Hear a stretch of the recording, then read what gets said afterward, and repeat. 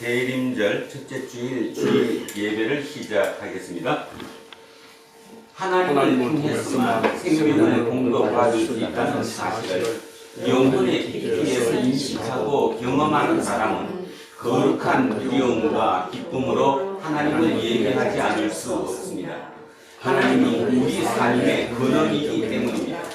오늘 예배 자리에 오신 여러분, 마음을 하나로 모으십시오.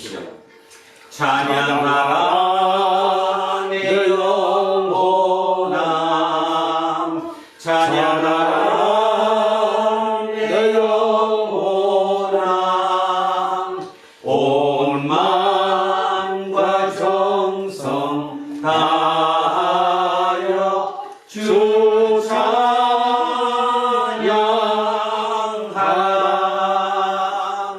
경배하라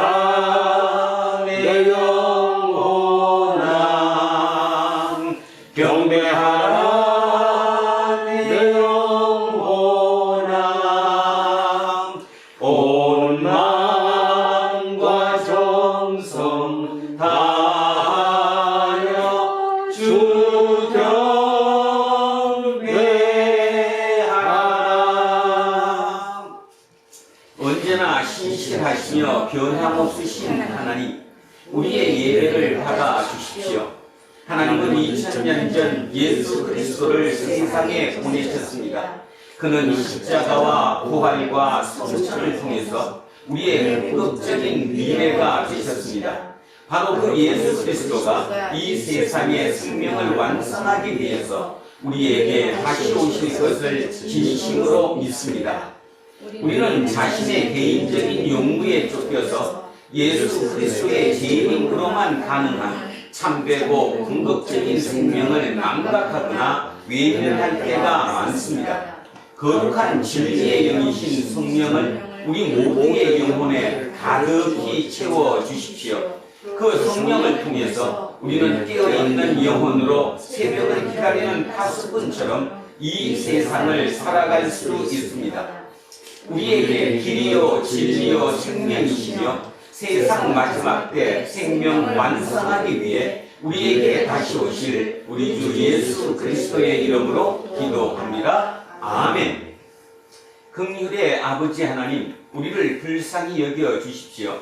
우리는 여러 가지 편견에 사로잡히거나 세상의 논리에 길들어서 무엇이 옳은지를 분간하지 못할 때가 많았습니다. 또한 옳은 것을 추구하려는 노력도 게을리한 적이 참으로 많았습니다. 주님, 우리를 불쌍히 여겨 주십시오. 주님이 세상의 심판주로서 속히 다시 오신다는 말씀을 듣기도 하고 종종 믿는다고 말은 하지만 실제로는 막연하게 생각하거나 아예 무관한 듯이 살아갈 때가 많았습니다. 우리를 불쌍히 여겨 주십시오. 예수 그리스도의 이름으로 기도합니다. 아멘. 기도합니다.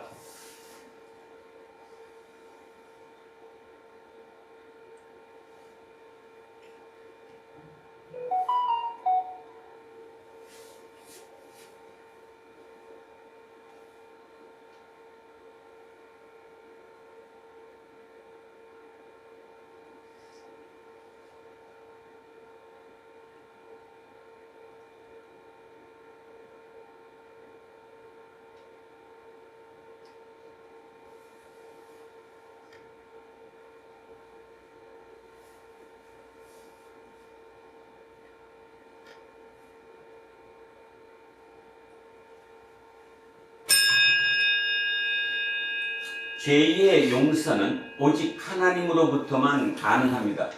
그분만이 생명의 주관자이기 때문입니다. 저는 예배를 인도하는 목사로서 하나님의 자비와 긍휼 그리고 교회의 2000년 예배 전통에 따라서 예수 그리스도의 이름으로 여러분에게 선포합니다. 지금 여러분이 아는 모든 것들은 용서받았습니다. 기뻐하고 감사하십시오. 그리고 이웃의 잘못도 같은 마음으로 용서하십시오. 아멘. 다 자리에 앉아 주십시오. 찬송가 180장 찬송하겠습니다. 180장입니다.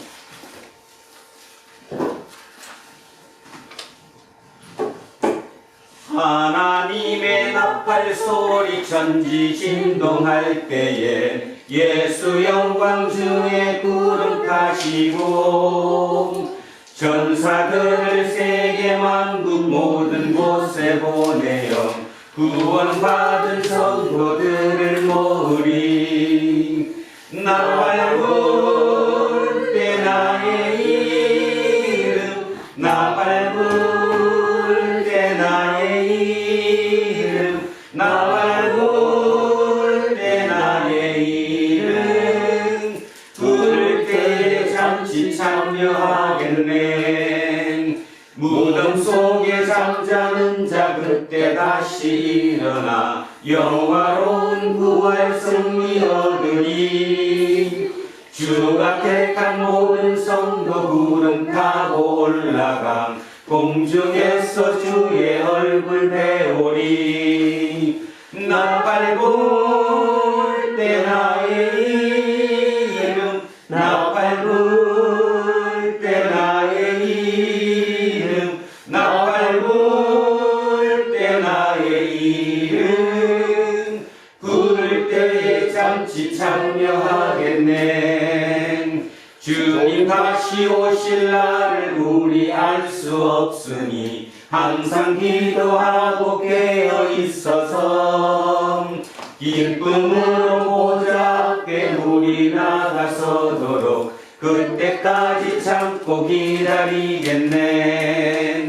나팔 불 때 나의 이름 나팔 불 때 나의 이름 나팔 불 때 나의 이름 부를 때에 잠시 참여하겠네.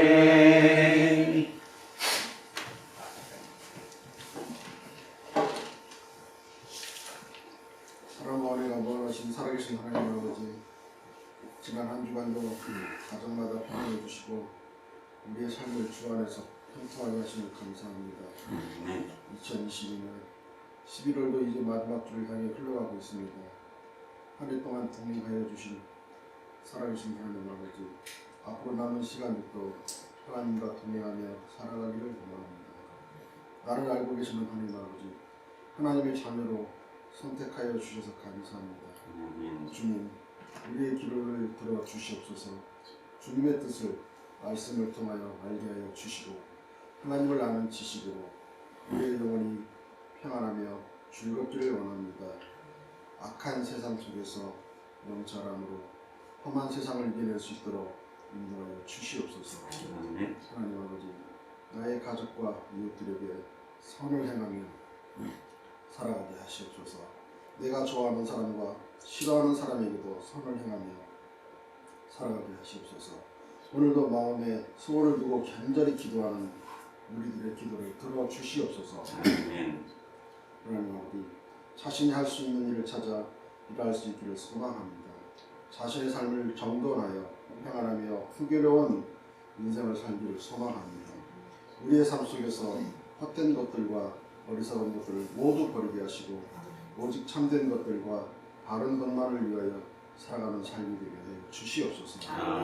이 시간 목사님을 통하여 주님의 말씀을 선포하실 때 성령으로 기름 부어 주시고 성령으로 말씀이 선포되게 하시고 말씀에 힘입어 영혼간이 더욱더 간건케 하여 주시옵소서. 오늘도 한량없는 은혜로 우리의 심령을 가득 채워 주실 줄 믿사오며 우리를 구원하신 예수 그리스도의 이름으로 기도드리옵나이다. 아멘. 인사하겠습니다. 조금 손해보고 삽시다. 하나님 사랑합니다. 이문수님을 사랑합니다. 이문수님을 사랑합니다. 김재우님을 사랑합니다. 김재우님을 사랑합니다. 이영웅님을 사랑합니다. 이영웅님을 사랑합니다. 이영리님을 사랑합니다.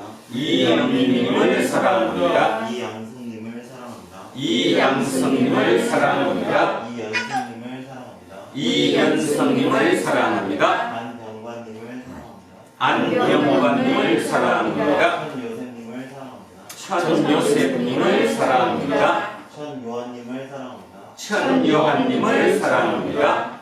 이동영님을 사랑합니다. 이동영님을 이정건님을 사랑합니다. 김종희님을 사랑합니다. 김종민님을 사랑합니다. 목사님을 사랑합니다. 목사님을 사랑합니다. 이한빈님을 사랑합니다. 함께하지 못한 우리의 모든 성도들을 사랑합니다. 기도하겠습니다. 구약의 선지자들과 신약의 사도들을 통해서 우리에게 생명의 말씀을 선물로 주신 하나님, 그 생명의 말씀이 다시 읽히고 선포되는 지금 이 자리에 말씀의 영을 우리 모두에게 충만하게 허락해 주십시오. 세상의 솔깃한 말에 익숙해진 우리의 영혼을 흔들어 깨우시어 하나님의 말씀에 온전히 사로잡히게 해 주십시오. 하나님의 나라가 가까이 왔으니 삶의 방향을 돌이키라고 말씀하신 예수 그리스도의 이름으로 기도합니다. 아멘. 첫째 말씀 이사야서로 갑니다. 구약 성서 969쪽입니다. 구약 성서 969쪽 이사야 2장 1절에서 5절까지 말씀입니다.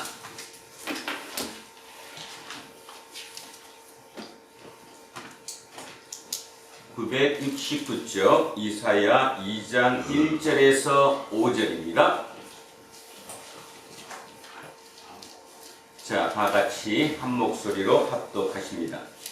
아모스의 아들 이사야가 받은 바 유다와 예루살렘에 관한 말씀이라.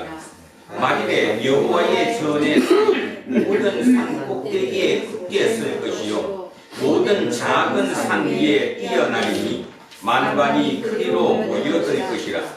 많은 백성이 가며 이르기를 오라 우리가 여호와의 산에 오르며 야곱의 하나님의 전에 이르자. 그가 그의 길을 우리에게 가르치실 것이라. 우리가 그 길로 행하리라 하리니 이는 율법이 시온에서부터 나올 것이요 여호와의 말씀이 예루살렘에서부터 나올 것임이니라. 그가 열방 사이에 판단하시며 많은 백성을 판결하시리니 무리가 그들의 칼을 쳐서 보습을 만들고 그들의 창을 쳐서 낫을 만들 것이며 이 나라와 저 나라가 다시는 칼을 들고 서서 서로 치지 아니하며 다시는 전쟁을 연습하지 아니하리라. 야곱 족속아 오라 우리가 여호와의 빛에 행하자. 아멘. 성시교도 시편 122편으로 갑니다. 자, 조금 앞쪽으로 나오셔서 897쪽 그 언저리입니다. 897쪽 그 언저리에 시편 122편 말씀입니다.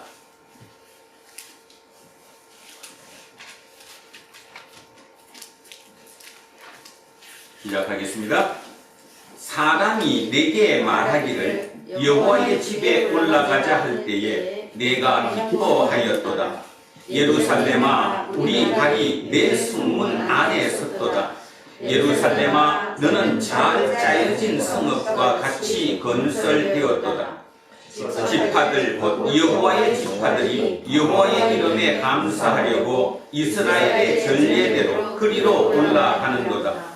거기에 심판의 보좌를 두셨으니 곧 다윗의 집의 보좌로다. 예루살렘을 위하여 평안을 구하라. 예루살렘을 사랑하는 자는 형통하리로다. 내 성 안에는 평안이 있고 내 궁중에는 형통함이 있을지어다. 내가 내 형제와 친구를 위하여 이제 말하리니 내 가운데에 평안이 있을지어다. 여호와 우리 하나님의 집을 위하여 내가 너를 위하여 복을 구하리로다. 아멘. 둘째 말씀 로마서로 가겠습니다. 신약 성서 258쪽입니다. 신약 성서 258쪽 로마서 13장 11절에서 14절까지 말씀입니다.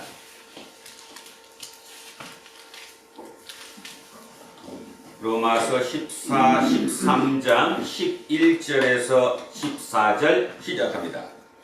또한 너희가 이 시기를 알거니와 자다가 깰 때가 벌써 되었으니 이는 이제 우리의 구원이 처음 믿을 때보다 가까웠습니다. 밤이 깊고 낮이 가까웠으니 그러므로 우리가 어둠의 일을 벗고 빛의 갑옷을 입자. 낮에와 같이 단정히 행하고 방탕하거나 술 취하지 말며 음란하거나 호색하지 말며 다투거나 시기하지 말고 오직 주 예수 그리스도로 옷 입고 정욕을 위하여 육신의 일을 도모하지 말라. 아멘. 셋째 말씀 마태복음으로 내려옵니다. 신약성서 42쪽입니다. 42쪽 마태복음 24장 36절에서 44절까지 말씀입니다. 신약성서 42쪽 마태복음 24장 36절에서 44절입니다. 시작합니다. 그러나 그 날과 그때는 아무도 모르나니 하늘의 천사들도 아들도 모르고 오직 아버지만 아시느니라. 노아의 때와 같이 인자의 임함도 그러하리라. 홍수 전에 노아가 방주에 들어가던 날까지 사람들이 먹고 마시고 장가들고 시집가고 있으면서 홍수가 나서 그들을 다 멸하기까지 깨닫지 못하였으니 인자의 임함도 이와 같으리라.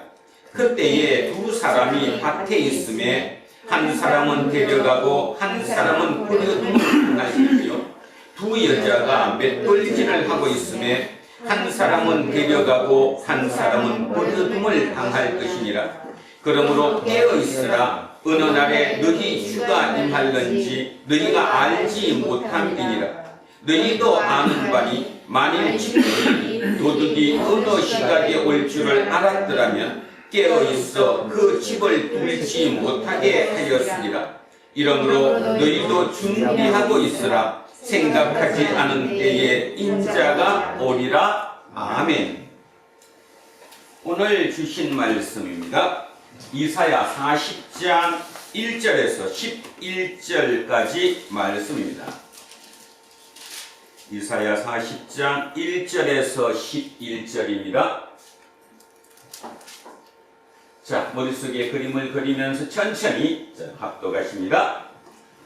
너희의 하나님이 이르시되 너희는 위로하라. 내 백성을 위로하라. 너희는 예루살렘의 마음에 닿도록 말하며 그것에게 외치라. 그 노역의 때가 끝났고 그 죄악이 사함을 받았느니라. 그의 모든 죄로 말미암아 여호와의 손에서 그를 배나 받았느니라. 살찌니라 하시니라.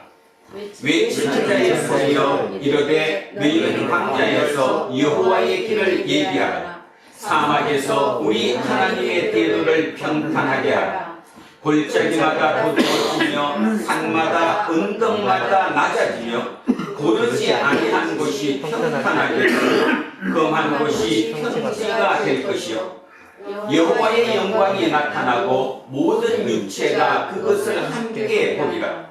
이는 여호와의 입이 말씀하셨느니라.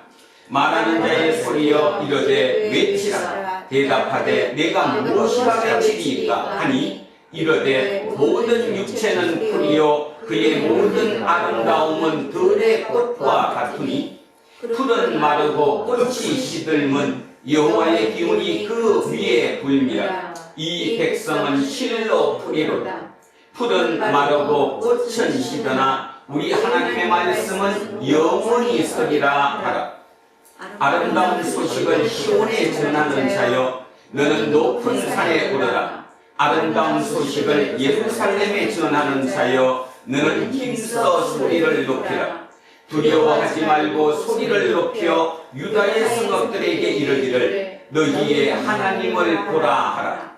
보라, 주 여호와께서 장차 강한 자로 임하실 것이요 친히 그의 팔로 다스리실 것이라. 보라, 상급이 그에게 있고 보응이 그의 앞에 있으며 그는 목자같이 양들을 먹이시며 어린 양을 그 팔로 모아 품에 안으시며 젖먹이는 암컷들을 온순히 인도하시리로다. 아멘. 오늘은 가르쳐라, 풀과 꽃 그리고 영원이라는 제목으로 하나님의 말씀의 은혜를 나누고자 합니다. 우리는 지금 이사야를 따라가고 있습니다. 지난주까지 걸쳐서 8세기 이사야에 대한 이야기를 들었습니다. 1장에서 39장까지는 주전 8세기 이사야, 우리가 통상 이사야라고 부르는 그 이사야의 얘기였습니다. 이제 오늘은 40장에 들어왔습니다. 시기적으로 지난 39장과 오늘 40장 사이에는 약 200년의 시간의 텀이 있습니다. 200년의 시간이 흘렀다는 거죠. 자, 그 흐르는 사이에 어떤 문제가 있었는가를 우리는 기억하셔야 합니다. 오늘 내용을 여러분의 삶의 현장에 또 여러분의 인생 중에 중요한 분기점이 되는 하루이기를, 그리고 이 얘기가 여러분의 마음속의 감동으로 여러분 마음속 깊이 새겨지기를, 그래서 온전히 새로운 피조물로 진짜 날마다 즐겁고 기쁜 삶으로 이어질 수 있는 새로운 피조물로 거듭날 수 있기를 간절히 소망합니다. 자, 얘기를 좀 한번 해보죠. 지난주까지 어떻게 됐었냐 하면 마지막의 인물이 누구였어요? 마지막의 인물 히스기야. 자, 히스기야라고 하는 개인의 문제가 아니라 그 시대를 얘기하는 시대의 얘기였습니다. 히스기야. 어떠했습니까? 히스기야가 왕이 되어서 힘들었어요? 좋았어요? 어마어마하게 힘들었어요. 그때 당시에 대제국이었던 아시리아의 공격을 받았습니다. 절대절명이었죠. 답이 없었던 그 시기. 자, 그때 이사야는 히스기야에게 뭐라고 얘기했습니까? 누구한테 머리를 굽혀라? 여호와 하나님께 머리를 굽혀라. 하나님만이 답이 있을 것이다. 히스기야는 그렇게 믿지 않았습니다. 자, 오늘 다시 한번 부탁드립니다. 식상한 얘기로 들으시면 안 됩니다. 내 얘기로, 영적인 얘기로 한번 생각해가면서 필터링 해가면서 한번 들어보시기 바랍니다.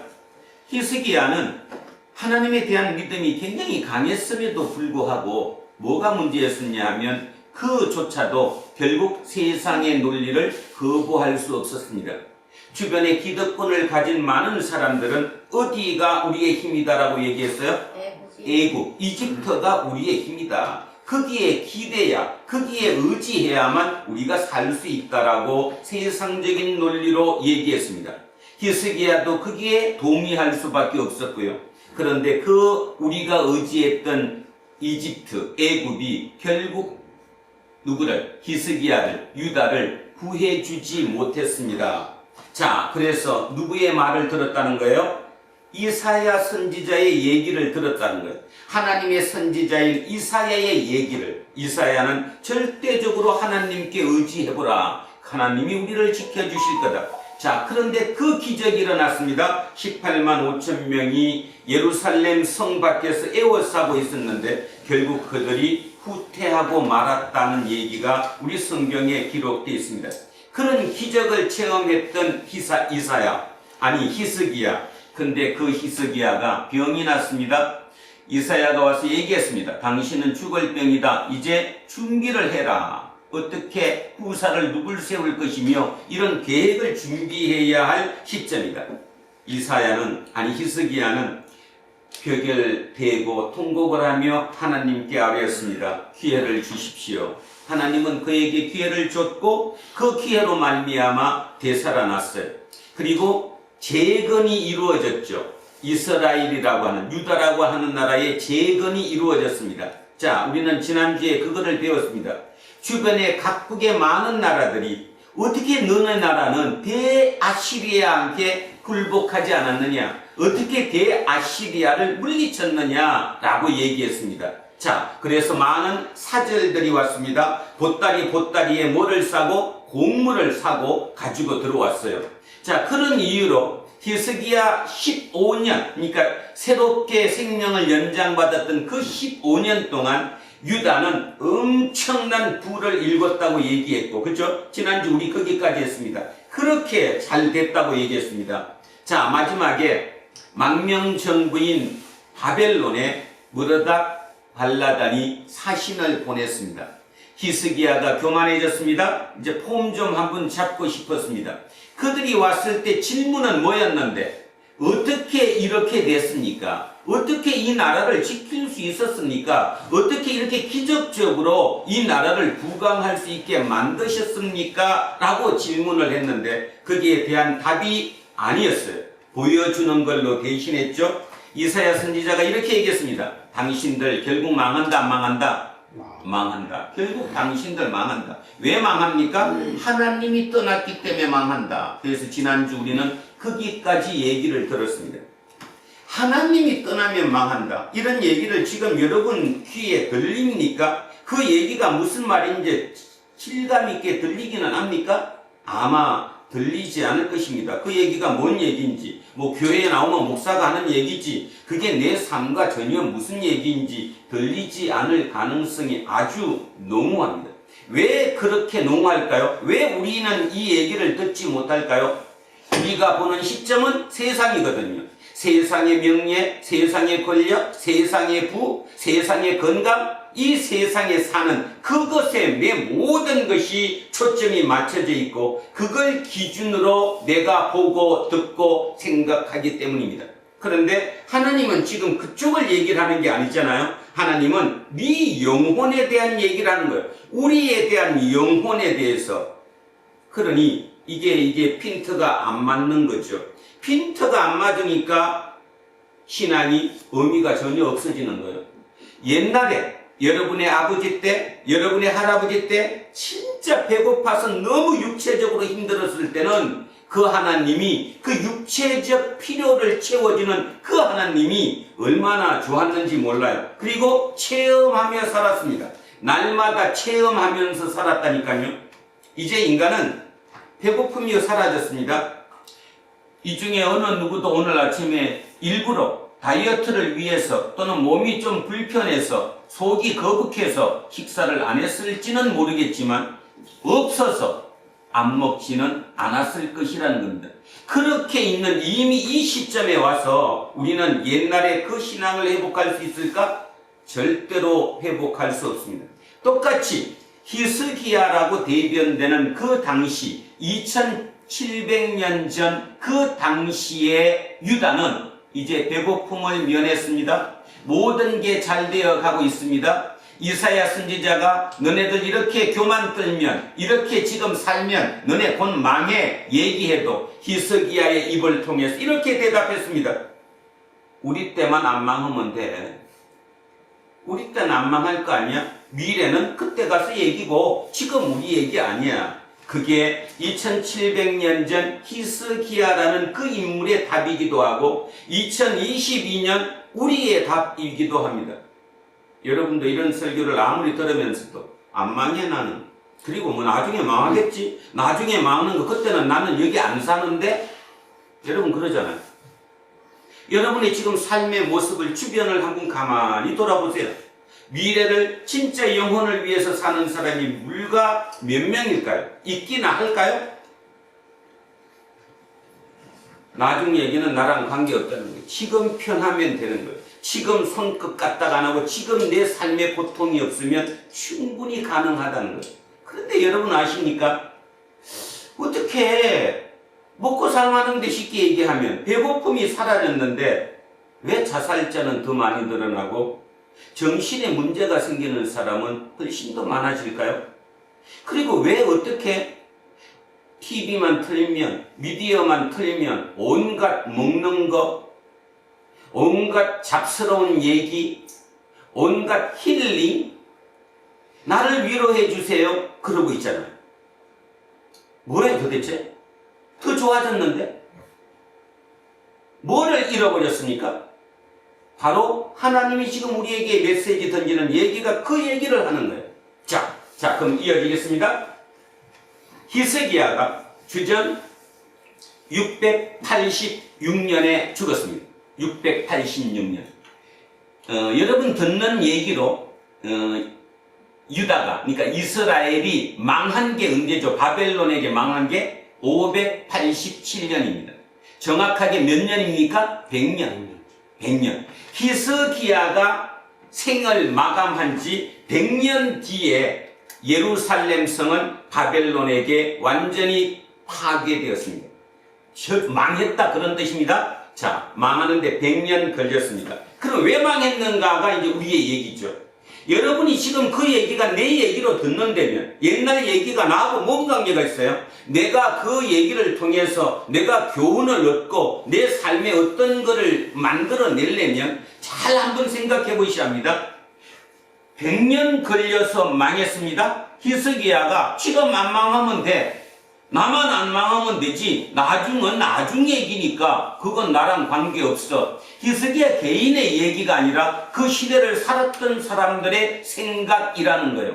대한민국이 지금 위험하다고 얘기합니다. 이렇게 분열되면 안 된다고 얘기합니다. 그런데도 누구 하나 대한민국이 망할 거라고 진짜 생각하는 사람은 단 한 명도 없다라는 거예요.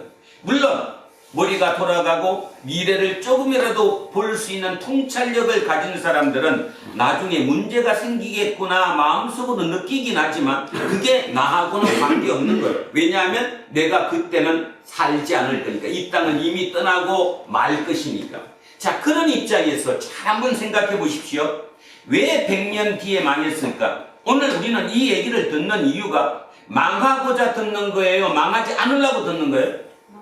망하지 않으려고 지금 이 얘기를 듣는 거죠. 그들은 망했지만 나는 망하지 않아야 되기 때문에 듣는 거 아닙니까? 자, 망한 이유를 한번 생각해 봅시다. 히스기야는 일찍 결혼을 했다고 얘기했습니다. 애가 없었습니다. 자식이 없었다고요. 그런데 히스기야가 그 생명을 연장받은 15년 연장받은 그때, 그러니까 우리 나이로 따져갖고 52살에 아들을 낳았습니다. 기적적으로. 지금도 50이 넘어서 애 놓으면 대단한 거 아니에요? 근데 히스기야는 2700년 그 시대에 50이 넘은 나이에 애를 낳았습니다. 얼마나 귀여웠겠어요. 그 애 이름이 므낫세입니다.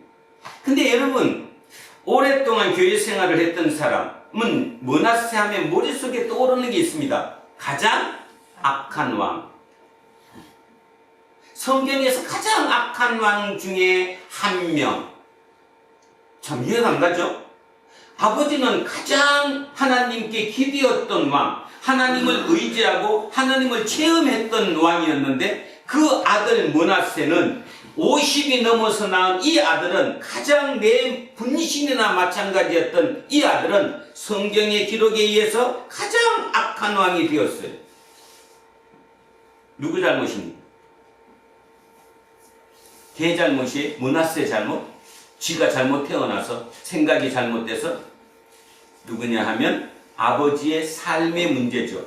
다시 얘기하면 꼭 아버지라고 지칭하지 말고 그 시대, 자기가 태어났던 시대의 산물입니다.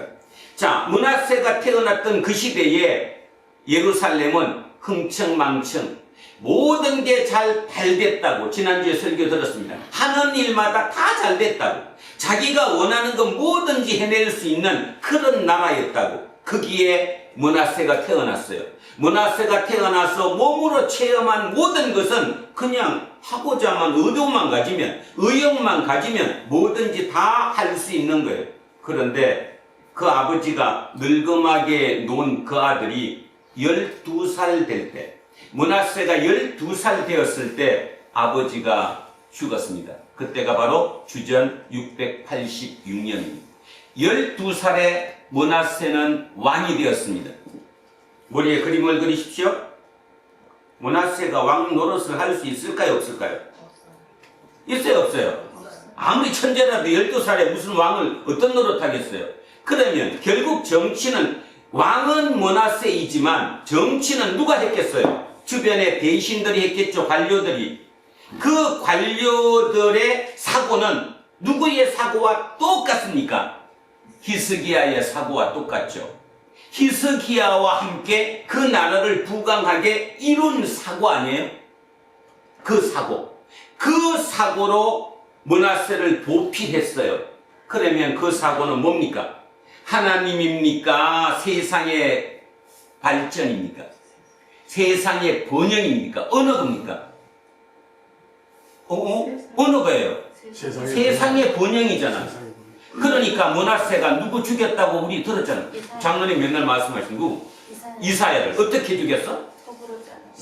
그러면 므낫세가 직접 대놓고 이사야 톱으로 잘란 겁니까? 아니면 므낫세라는 이름을 세워놓고 그 시대를 장악하고 있던 기득권층이 죽인 겁니까? 기득권층이 죽인 겁니다. 왜? 지금 너 말이 맞다 안 맞다? 안 맞다. 왜 이 좋은 세상에 이렇게 뭐든지 다 하는데도 잘 되는데 왜 사사건건 자꾸 터집 잡느냐? 이 얘기잖아요. 왜 사사건건 터집 잡아? 무슨 하나님이야? 하나님이 복 주시는 하나님인데 내가 지금 이만큼 복 받았으면 하나님 얼마야? 좋은 거 아니에요? 할렐루야 아멘인데 왜 사사건건 자꾸 얘기하는 거야? 여러분도 그렇죠? 제발 좀 정스러운 설교 좀 하지 말지. 내가 얼마나 좋은데 지금 하루하루 얼마나 행복하고 하는 일마다 다 잘되고 술술 풀리고 뭐 걱정할 게 별로 없는데 일요일날 교회만 가면 목사는 맨날 뭐 이상한 얘기만 했었고 트집을 잡고 안 들리는 여러분이 제 얘기가 안 들리듯이 그 시대에서도 이사야 얘기는 이제 들리지 않습니다. 그래서 그 이사야를 십자가도 아니고 톱으로 허리를 잘라서 죽였습니다. 그러면 상상이 가십니까? 우리는 그런 얘기를 들으면서 그 사람들이 나쁜 사람이야 이렇게 얘기하지만 그 시대로 돌아가면 그 시대의 나쁜 사람은 이사야예요. 그 시대의 나쁜 사람은 이사야지. 다 괜찮은데 먹고 사는데 좋고 그치 나라 부강하고 곡물 막 들어오고 조공도 들어오고 뭐 얼마나 좋아. 지금 대한민국이죠. K-팝부터 시작해서 앞에 K-컬처라고 K라는 영어 단어가 하나의 문화 현상을 이루는 지구별의 대한민국. 근데 내가 이런 설교하면 안 되지. 하나님 복 주셨으니까 오늘도 우리 찬양합시다. 밴드도 갖다 놓고 좀 막 쿵청망청하면서 막 기분을 업시켜야 되는 거 아닙니까? 여러분 그런 거 따지면 되게 불쌍한 사람들 같아요. 왜 여기 오셨어? 지금도 그저 이 시간이면 어느 교회 가면 대단할 건데 막 가슴이 흥분될 건데 기분이 업이 될 건데 세상 다 가졌다고 생각할 건데 생각 잘 하셔야 합니다. 자, 그들입니다. 그런데 그 인간들이 결국은 망했습니다. 자, 망한 거 마지막 얘기합니다. 마지막에 망했던 왕이 586년에 망했는데 586년에 그 왕이 시드기야였습니다. 시드기야는 자기 힘으로 왕이 된 게 아니라 이미 바벨론이 아시리아를 물리치고 대제국을 형성한 다음에 바벨론이 노렸던 게 뭐였냐 하면 바로 유다, 예루살렘이었습니다. 왜 그랬을까요? 왜 조그만 그 나라, 인구도 멸만 되지 않는 그 예루살렘을 왜 바벨론이 노렸을까요? 이유는 딱 하나입니다. 추측하면 누구냐? 바로 여러분 머릿속에 알고 있는 다니엘입니다. 다니엘. 자, 실제로 망한 것은 586년인데 1차 침공, 바벨론이 1차로 예루살렘을 침공해서 타협을 본 게 있습니다. 뭐였냐면 좋다. 그러면 내가 너네들을 완전히 무너뜨리진 않겠다. 대신에 내가 요구 조건이 있다. 그 요구 조건을 나한테 줘라. 그기가 누구였냐면 다니엘과 귀족청의 일부였습니다. 이 얘기는 성경에 기록된 다니엘과 귀족청의 일부라는 얘기는 지금 말로 바꿔 얘기하면 이런 뜻입니다. 만약에 대한민국이 지금 위험해졌습니다. 미국이든 중국이든 대한민국을 공격했습니다. 자, 조건을 붙입니다. 타협하는 조건. 너네 중에 반도체 인재, 인공지능 인재, IT 관련 전문가 누구 몇 명만 보내주면 내가 없는 걸로 할게. 아시겠습니까? 거기에 누가 뽑혔다고요? 다니엘. 다니엘은 10대였습니다. 그 10대의 다니엘을 대표한 다니엘이라고 칭하는 우리가 거기가 누구냐? 바로 엘리트예요. 예루살렘 유다의 엘리트. 왜? 유다가 바벨론이 알고 있는 게 하나 있잖아요. 아시리아 제국에 망했어요? 안 망했어요? 안 망했어요. 흥했어요. 실력이 있어요. 그 실력자를 뽑아간 거예요. 자기네 나라에서 키우려고. 자, 여러분, 다니엘은 10대 어린 시절에는 예루살렘에서 컸지만 실제 자기의 청소년기, 자기의 모든 것 실력을 쌓는 것은 어디서 쌓았습니까? 바벨론에서 쌓았습니다. 바벨론에서 학교를 다녔어요. 아시겠습니까? 그 똑똑한 바벨론에서 누구가? 다니엘이 성공했습니다. 언제까지? 페르시아한테 망해갖고 고레스 왕 있을 때까지 1인자, 2인자 했습니다. 2인자. 실력자라 이런 뜻입니다. 쉽게 얘기하면. 그게 BC 605년이에요. 605년. 그러고 나서 실제로 망한 건 586년이에요. 그러니까 쉽게 얘기하면 약 한 19년 정도 뒤에 완전히 망한 거예요. 자, 완전히 망했을 때 그 시드기야 왕이 왜, 그때로 다시 합시다. 그 당시에 선지자가 누군데? 그 당시 선지자가 누구예요? 예레미야. 예레미야서를 읽어보면 예레미야는 끊임없이 항복해라, 항복하지 말아라. 항복해라. 항복해야 된다. 항복하면 우리는 다시 기회를 얻는다, 얻는다. 70년이 지나면, 노역이 끝나면 우리는 다시 자유를 얻을 수 있다. 그러니까 더 피해보지 말고 항복하자.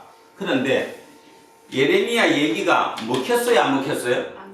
왜 안 먹혔을까요? 여러분, 왜 안 먹혔을까요? 예레미야는 판세를 지금 정확하게 읽은 거예요. 지금 대제국 바벨론이 도저히 우리의 감당할 방법이 없어요. 그럴 때는 미리 항복하는 게 유리한 거예요. 그런데 안 했어요.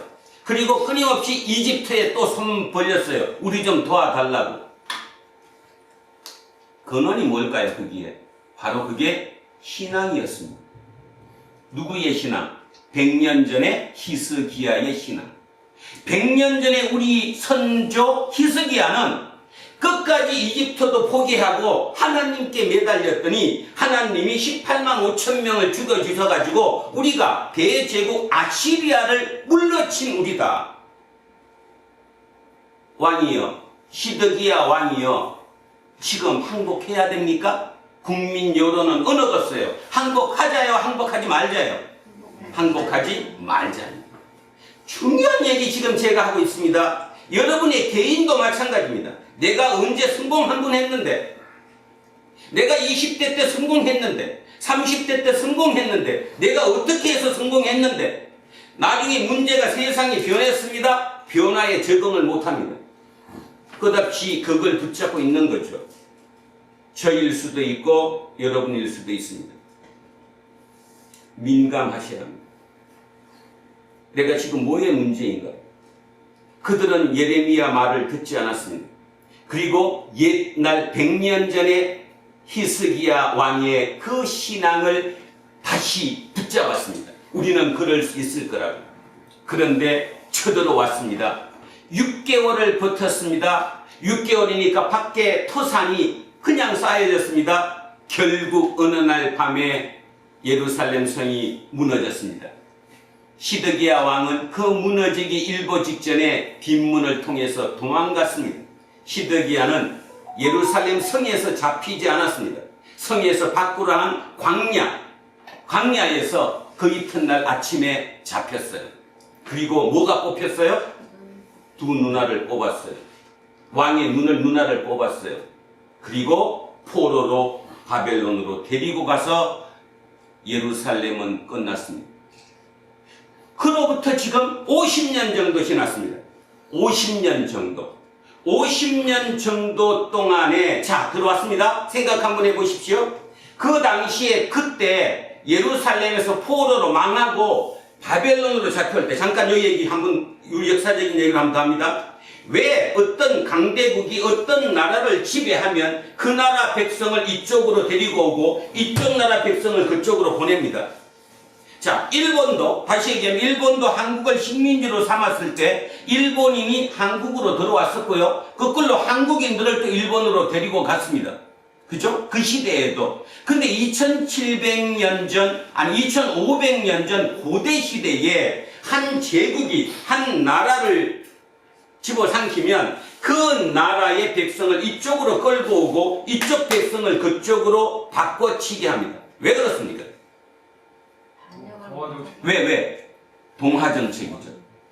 동화정책이 뭡니까? 얼굴을 똑같이 만든다는 거예요? 생각을 똑같이 만든다는 거예요? 생각을, 정신을. 그걸 우리는 영혼이라고 얘기하죠. 영혼을, 정신을 같이 만들겠다는 거예요. 이걸 같이 만들면 그들은 나한테 개기지 않지만, 저항하지 않지만, 그걸 만약에 계속 지키고 있게 하면 그들은 나에게 저항할 거거든요. 언제든. 그게 정해져 있는 겁니다. 인류 역사에서 강자가 약자를 지배하면 꼭 약자의 정신을 내가 뺏어와야 돼요. 그래서 뭐부터 없앴는데? 언어. 또 있는데? 역사. 그 역사를 어떻게 없애요? 이미 역사가 있는 건데. 도서관 파괴하는 거예요. 진시황이 분서갱류가 그 얘기예요. 책을 없애는 거예요. 누구가? 알렉산더가 알렉산드리아, 이집트에 있는 그 세계 최고의 도서관을 파괴하는 거예요. 그걸 파괴 안 하면 그게 또 누군가가 읽고 그걸 읽고 다시 정신이 살아나거든. 이게 인간의 역사입니다. 성경은 그렇게 해서 기록된 거예요. 그냥 여러분 막연하게 믿습니다, 하나님이 다 해줍니다가 아니라는 겁니다. 그 생각을 못하면, 질문하지 못하면, 생각하지 못하면 맨날 맞짱 두루묵이에요. 말짱 두루묵은 좋은데 오늘 진짜 이 제2 이사야가 얘기하는 이 얘기가 이병수 목사의 마음속에 있는 얘기랑 똑같습니다. 결국 우리는 천국을 향해 가야 되는데, 하나님의 나라를 향해 가야 되는데 우리가 갈 수 있을까? 진짜 갈 수 있을까? 진짜 하나님 나라를 믿기라도 할까? 육체는 죽지만 풀비나 꽃처럼 시들지만 하나님의 말씀이 영원하다는 말이 진짜 여기에 박힐까? 답답하죠? 진짜 답답합니다. 진짜 여러분 영혼이 구원받을 수 있을까? 우리가 얘기하는 하나님 나라 갈 수 있을까? 나는 똑똑하니까 내가 얘기하는데 뭐 양자, 역학, 물리학 아무리 얘기해도 하나님 나라는 어디 있냐? 진짜 그렇습니까? 그렇지 않은 이유는 딱 하나입니다. 우리와 똑같이 이 땅을 살고 있는 생명체, 개나 고양이, 그렇게 인간의 말도 잘 듣고 눈치도 잘 보고 그때 상황 판단으로 잘하는 그것들은 하나님 나라를 꿈꿀 수 있을까? 쥐들이 죽으면 지네 영혼이 어딘가에 갈 거라고는 생각을 할까? 그런데 인간은 하잖아요. 한다는 자체가 있다는 거예요. 믿음은 보이는 것이 보이지 않는 거에 뭐라고 그랬어요? 증거라고 그랬어요. 눈에 보이는 것은 보이지 않는 거의 증거예요. 뭔 말이냐면 머릿속에 든 생각은 보이지 않아요. 이 보이지 않는 게 보이는 걸로 나타나는 거예요. 근데 여러분은 이걸 무시하는 거예요. 보이는 것만 답이라고 하는 거. 저게 전축이야. 저게 뭐야 이렇게 보이는 걸로 이미 나온 결과로. 인간은 다시 얘기하는데 보이는 거의 문제가 아니라 보이지 않는 것을 보이는 걸로 만드는 거예요. 저 보이는 것은 보이지 않는 거의 증거예요. 그래서 빈살만은 그 홍해에다가, 홍해 옆에 그 땅덩어리에다가 네옴시티를 만든다는 거예요. 네옴시티의 뜻이 뭐예요? 네옴이라는 게 새로운 세상. 네오라는 게 영어로 NEO 또는 NEW, New잖아요. New. 아직도 반반이에요. 가능하다, 반. 나머지 반은 불가능하다, 만하지. 그게 어떻게 가능하냐? 거기는 뭐도 없어요? 차도 없어요. 그냥 그 꼭대기에 살다가 이동하고 싶으면 지하로 밑으로 내려가면 거기 밑에 속에 고속철도가 댕겨. 170km 처음부터 끝까지 20분이면 가. 자기 개인 차가 필요 없어. 그 꿈 같은 얘기를 지금 해요. 자, 문제는 지금은 그게 보이지 않는 거예요. 근데 실제로 빈살만에서는 성공할 거라고 믿습니다. 빈살만 개인이 성공하는 게 아니라 인간이 이미 그게 접어들면 실패를 거듭해서 어느 시점인가 완공할 수 있을 것이라고 저는 믿어요. 인간이 그래 왔으니까. 그게 드러나는 거예요. 보이는 걸로. 보이지 않는 게 보이는 걸로 만들어지는 거예요. 우리는 지금 그걸 해야 되는 거예요. 보이지 않는 하나님을 보이는 걸로 증거해야 되는 거예요. 근데 답은 뭔 생각하느냐? 하나님이 안 보이는데? 구약은 끊임없이 얘기합니다. 하나님을 본 자는 죽어야 안 죽어요? 그럼 여러분 그걸 어떻게 해석합니까? 구약에 하나님을 본 자는 죽는다고 나와 있어요. 지금 여러분의 해석으로 바꾸면 어떻게 됩니까? 그게? 하나님은 죽어야 볼 수 있는 거예요. 그 말의 의미는 천국은 있는 거예요. 아닙니까? 천국은 있다니까요. 내가 죽으면 갈 곳이라니까요. 뭐 어떤 얘기로도 해도 나는 그 답이 맞다고 믿습니다. 그게 어떤 공간이든 그거는 나도 모르지만 분명한 사실은 내가 죽으면 하나님을 볼 수 있다는 사실이에요. 그러나 죽기 전에는 하나님을 못 봐요. 직접 보지는 못하죠. 그렇지만 중요한 거 보이지 않는 그 하나님을 보이는 증거로 만들어낼 수 있는 거예요. 지금 이 모든 게 지금 그분의 능력으로 이걸 지금 만들어내고 있는 거라고. 고양이가 못하는 거를, 개가 못하는 거를 인간은 하고 있는 겁니다. 그게 왜, 그런데도 왜 안 믿느냐 이 말이에요. 왜 그것을 목적으로 살지 않느냐 이 말이죠. 바로 오늘 이사야, 제2이사가 얘기하는 게 바로 그 얘기하는 거예요. 자, 예루살렘이 망했습니다. 그래서 포로로 잡혀와서 바벨로니아로 왔습니다. 몇 년이 지났다고 제가 말씀드렸는데 50년이 지났습니다. 그러면 이미 그때 30, 40대에 그 사람들은 자식을 20대의 자식을 손을 잡고 그죠? 리어카에 그때 없었겠다. 수레에다가 짐을 싣고 그 먼 길을 걸어서 바벨론에 잡혀왔던 그들 중에 이미 그때 나이가 40에 왔으면 지금 나이 90이에요. 살았을까요? 죽었을까요? 죽었죠. 그때 20대에 잡혀왔으면 지금 70이에요. 이미 죽었어요. 그러면 그때 10대에 왔으면 이제 지금 50대 이제 돼요. 그러면 결론적으로 얘기해서 지금 옛날의 예루살렘을 머릿속에 기억하는 사람, 다른 말로 얘기하면 하나님 여호와 하나님을 머릿속에 인지하고 있는 사람이 많을까요? 적을까요? 많을까요? 적을까요? 적어요. 그죠? 50년이면 내가 만약에 10살에 잡혀갔어. 10살에 거기 가서 20살에 결혼을 했어 만약에. 그러면 지금 이미 내 나이가 60, 70이야. 그러면 내 아들이 이미 애를 낳았어. 3대, 4대가 이미 난 거예요. 나를 제외한 내 밑에 세대, 거기 가서 논 아이들은, 그죠? 바벨론의 1세대들은 하나님을 본 적도 없고 예루살렘 성전을 본 적도 없어요. 예루살렘을 본 적도 없어요. 지금이야 옛날에 이랬거든 하고 사진 찍어서 보여줄 수 있지만 그 시대에 사진이 있었어요? 전혀 볼 수 없었어요. 결론을 얘기하면 뭔 뜻입니까? 바벨론 포로 50년이 지나고 났더니 거기에 살아온 그 포로, 저 포로라는 말 써서 조금 여러분 머리에 혼동이 올까봐 바꾸겠습니다.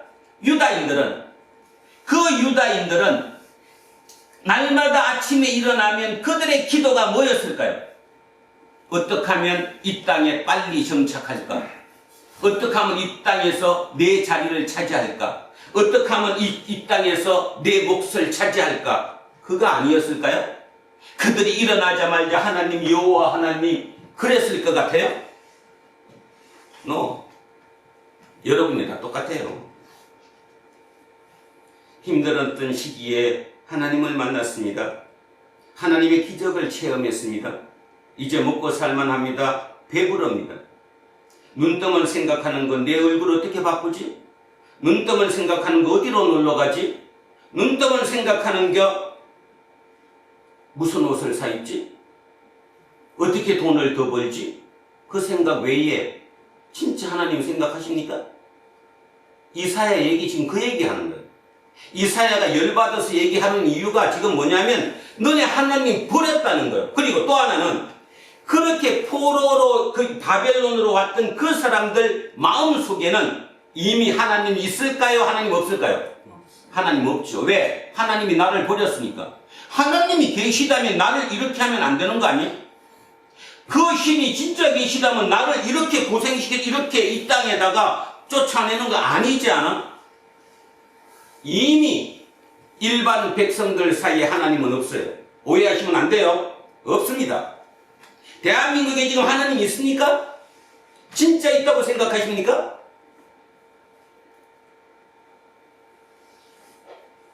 없어요. 답답한 쪽은 누굴까요, 이제? 이제 누가 답답한데? 하나님이 답답해요. 지금요, 하나님이 답답해요. 여러분이 안 답답해요. 근데 저는 한 가지 확실한 믿음이 있습니다. 하나님은 창조주이십니다. 세상의 주관자이십니다. 결국 그분은 어떤 방법으로든 완벽하게 자기 백성을 소멸시키지 않습니다. 저는 그거 믿습니다. 이사야는 그를 누가라고 부르는데 남은 자, 남깁니다. 남겨야 합니다. 그분이 이 땅을 창조하셨다면. 여러분이 아무리 까불고 내가 잘났다고 폼잡아도 여러분 하나님의 모래알 하나도 모릅니다. 저도 마찬가지입니다. 그 모르는 걸 아는 것처럼 하나님이 이런 사람이라고 지금도 잘못 전파하고 있습니다. 오늘 제가 설교 제목을 가르쳐라고 잡았던 이유입니다. 여기 이사야는 외쳐라 이렇게 나왔는데 여러분이 오해할까봐 외쳐라, 소리 질러라, 뭐 스피커폰 갖다 놓고 소리 지르면 되나? 그렇게 오해할까봐. 뭔 뜻이에요? 외치라는 뜻이가 가르치라는 거예요. 이미 그들이 하나님을 잃어버렸어요. 선지자들, 당신들, 제사장, 당신들, 지금으로 따지면 목사, 니들 가르쳐라. 안 가르치면 그들은 모른다. 그들이 예루살렘 성전 본 적도 없는데 할아버지의 신앙을 어떻게 알아? 그 답답한 그 애절한 마음이 오늘 본문이라는 거. 그 생각하시면서 오늘 본문에 들어갑니다. 자, 이해 한번 해보십시오. 자, 이렇게 출발합니다. 너희의 하나님이 이러시되 너희는 위로하라. 내 백성을 위로하라. 내 백성을 위로하라. 뭐를 위로해야 돼요? 요즘도 대한민국 사회의 힐링이 아직도 판을 칩니다. 힐링. 똑같은 말이잖아요. 힐링하래요. 뭘까요? 도대체 이거 어떤 힐링을 얘기할까요? 어떻게 위로하라는 얘기할까요? 이걸 들으면 이제 오늘 보면 쭉 끝나고 나면 이 위로라는 말이 어떤 의미인지 여러분 속에 와닿을 겁니다. 자, 하나님이 얘기합니다. 선지자에게 위로하라. 너희의 백성을 위로하라. 너희는 예루살렘의 마음에 닿도록 말해라. 중요한 말. 예루살렘의 마음. 이미 예루살렘을 떠났던 그 마음에 뭐는 없는데 하나님은 이미 없는데 이름으로만 남았을 뿐이지 실제로 없는데 그 마음에 닿도록 말하며 그것에게 외치라. 노역의 때가 끝났고 죄악이 사함을 받았다. 모든 죄로 말미암아 여호와의 손에서 벌을 대나 받았느니라 할지니라 하시니라. 뭔 말이냐 하면 나이 든 사람에게, 그러니까 50대 60대, 그러니까 옛날에 예루살렘에서 와서 아직도 있는 그들이 어찌 보면 유대 사회, 유대인들이 바벨론에 와 있는 그들 사회의 장로들 아니에요? 장로들, 이끄는 사람들, 정신적인 스승이들, 그들이 머릿속에, 생각 속에 뭐가 있어요, 지금? 하나님이 나를 버렸다, 안 버렸다? 버렸다. 그런데 중요한 거, 50년이 지나고 보니까 그냥 버렸어. 우리가 잘못해서 버렸어. 우리가 잘못했어. 쉽게 말해서 우리 죄 때문에 우리가 이렇게 됐다라는 거예요. 그러면 이사야는 지금 뭐라고 얘기해요? 자, 이 이사야는 6세기 이사야입니다. 그러니까 제1 이사야가 아니라 우리는 이 사람은 그냥 편의상 제2 이사야라고 부릅니다. 근데 앞으로 제가 뭐 설교할 때마다 제2 이런 말 안 쓸 거니까 하여튼 이 이사야예요. 6세기 이사야. 이 이사야는 뭐라고 얘기하느냐 하면 너네 죄 끝났어. 쉽게 말해서 징역 20년이면 이미 끝났어. 그 다음에 이제 죄가 없어졌어. 그리고 죄로 말미암아 여호와의 손에서 벌을 배나 받았어. 더 많이 받았어. 그러니까 마음에서 지워 안 지워? 너가 죄인이라는 거 마음에서 지우라는 거예요. 누구의 얘기와 똑같습니까? 예수 그리스도의 얘기도 똑같잖아요. 예수 그리스도 이 땅에 오셔서 얘기하잖아요. 회개하라. 너 죄 끝났어. 너 아버지 죄도 아니고 네 죄도 아니야. 네가 마음만 결단하면 새롭게 시작할 수 있어. 바로 그 얘기하는 거잖아요. 자, 죄 아니라는 거. 이미 죄가 끝났다는 거. 너네들 그게 죄라고 생각해? 그러면 죄 이미 끝났어. 이미 징역 끝났어. 마음속에서 지워. 자, 3절 갑니다. 외치는 자의 소리여 이르되 너희는 광야에서 여호와의 길을 예비하라. 자, 두 번째 나왔습니다. 너희의 죄 아니야? 만약에 죄라도 이미 징역 끝났어. 이미 형기 다 치렀어. 2배나 더 치렀어. 그러니까 너 이제 죄인 아니야. 자, 그리고 하는 얘기가 뭐냐 하면 광야에서 여호와의 길을 예비하라. 사막에서 우리 하나님의 대로를 평탄케 하라. 골짜기마다 도두어지며 산마다 언덕마다 낮아지며 고르지 아니한 곳이 평탄하게 되며 험한 곳이 평지가 될 것이요. 이해를 돕기 위해서 지도를 잠깐 한번 보겠습니다. 여기 한번 보십시오. 지금 제가 설교를 하면서 얘기했습니다. 지금 시점이 바벨론의 포로로 잡혀온 지 한 얼마 정도 됐다고? 50년 정도 됐을 것이라고 이제 추정한다고 얘기했습니다. 그런데 보십시오. 50년이 된 그 시점에서 어느 누구도 우리가 포로에서 풀려나서 우리 고국으로 돌아갈 수 있다라고 생각한 사람이 있을까요? 없을까요? 없어요.